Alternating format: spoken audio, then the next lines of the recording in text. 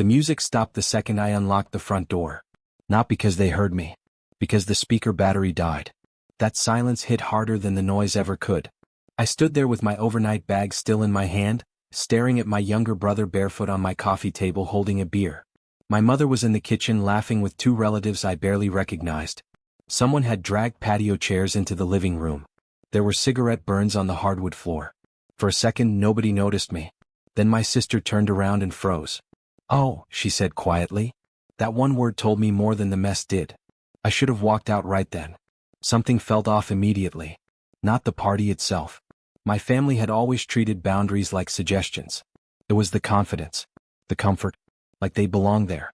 My father finally looked over from the recliner and smiled like I was the one interrupting something. "There he is," he said. I asked the only thing that came to mind. "How did you even get in here?" My brother laughed before taking another drink. "Relax," he said. "Your wife gave us permission." Then my mother added something that made the room suddenly feel smaller. "This house will be hers anyway." And that's when I noticed my wife's car parked outside. I didn't react right away. That surprised them more than if I'd started yelling. I just set my bag down beside the door and looked around carefully. Empty bottles on the counter. Grease stains on the rug. My uncle asleep in one of the bedrooms I'd spent 6 months renovating myself. Nobody acted guilty. That stayed with me. My wife, Claire, walked in from the backyard carrying a tray of food like she was hosting a family reunion. She stopped when she saw me, but only for half a second. "You got here early," she said. "Early." Like I was expected later at my own property. I kept my voice calm. Asked her why my family was inside a house we were preparing to rent out next week. Claire shrugged. "Your mom said everyone needed space for the weekend." I nodded slowly. "What about asking me first?" That question hung there longer than I expected. My sister suddenly became very interested in her phone. My father muted the television. Even my brother stopped smiling for a second. Claire finally said, "I knew you'd make it into a big deal." That part bothered me more than the party. Not anger. Dismissal. Like my opinion had already become optional. I stayed another 20 minutes. Barely spoke. Just watched people move around the house like they knew where everything belonged. Then I noticed the papers sitting near the kitchen sink. Mortgage papers. With Claire's handwriting on them. I waited until everyone got distracted before I picked the papers up. Most of it was normal refinancing information. Interest rates. Insurance notes. Property value estimates. But one page was folded differently. I opened it carefully. My second house was listed under future primary marital residence. That wording stuck in my head immediately. Not rental property. Not investment property. Primary residence. I shouldn't have noticed it, but Claire had highlighted part of the document in yellow. Underneath it, someone had written, "Once transferred, this solves everything." No signature. No name. Just that sentence. I folded the paper back exactly how I found it. Then I looked toward the backyard window where Claire was standing beside my mother. The second they noticed me watching, the conversation stopped. That's when everything changed for me. Not because I had proof of something. Because I realized I was the only person in the family who didn't know what was happening. Later that night, after everyone left, Claire acted like nothing was wrong. She brushed her teeth, climbed into bed, and asked if I could pick up dry cleaning tomorrow. I asked her one simple question instead. Why were mortgage papers in my second house? She didn't answer immediately. She just kept folding laundry. Then she said something I couldn't stop thinking about. "You worry too much lately." 3 days later, I found the email by accident. Claire had left her tablet in the kitchen while she showered. A message notification popped up across the screen while I was making coffee. I wasn't trying to snoop. But my mother's name caught my attention. The preview read, "He still has no idea about the transfer." I opened it. Then another. And another. By the fourth email, my hands had gone cold. Claire and my parents had been planning to move my family into the second house permanently. Not temporarily. Permanently. My brother's debts were worse than I knew. My parents were behind on taxes. They needed somewhere to stay. And Claire had promised them my property. Without telling me. What hurt most wasn't the money. It was how they talked about me. My father called me predictable. My sister wrote that I'd eventually cave like always. My mother said keeping me uninformed was easier than dealing with my moods. Then I found the final message. Claire had already met with a lawyer about adding her name fully onto the property after our upcoming anniversary trip. That trip suddenly made sense. The pressure to refinance. The fake conversations about simplifying assets. I quietly sent every email to myself. Then I deleted the forwarding history from the tablet. That night, Claire kissed me goodnight like nothing had happened. And I finally understood who I was sleeping beside. I didn't confront anyone. That was the part they never expected. For years, my family assumed silence meant weakness. If I stayed calm, they thought I wasn't paying attention. Claire believed it too. So I let everything continue normally. I smiled at dinner.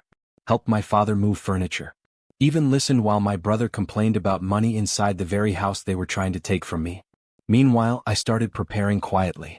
First, I met with my attorney alone. Then I hired a property accountant to review every payment tied to the second house since the day I bought it. The mortgage came entirely from my separate account years before my marriage. Renovations too. That mattered more than Claire realized.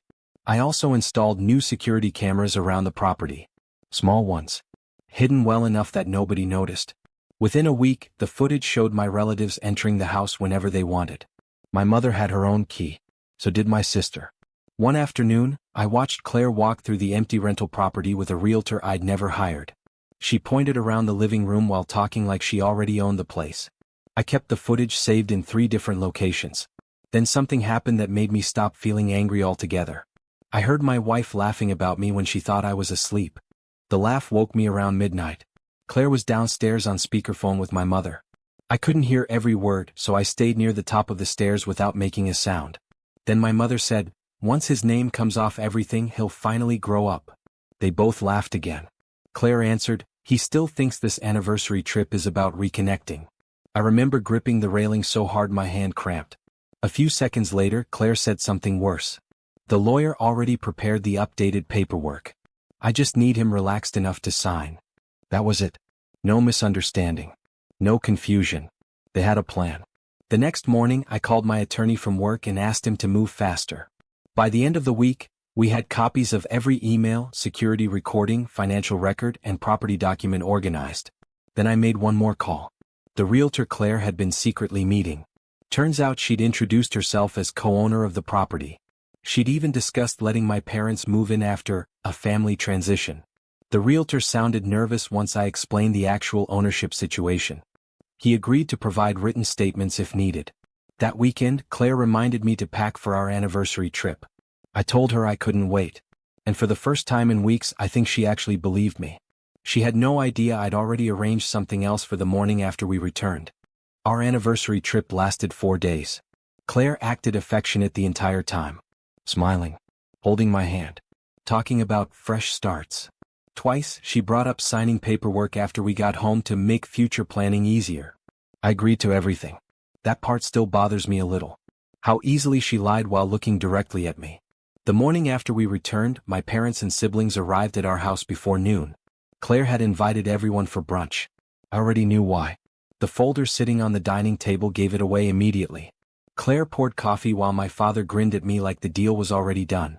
Then the lawyer arrived. Not Claire's lawyer. Mine. The room changed instantly. Claire actually stopped smiling first.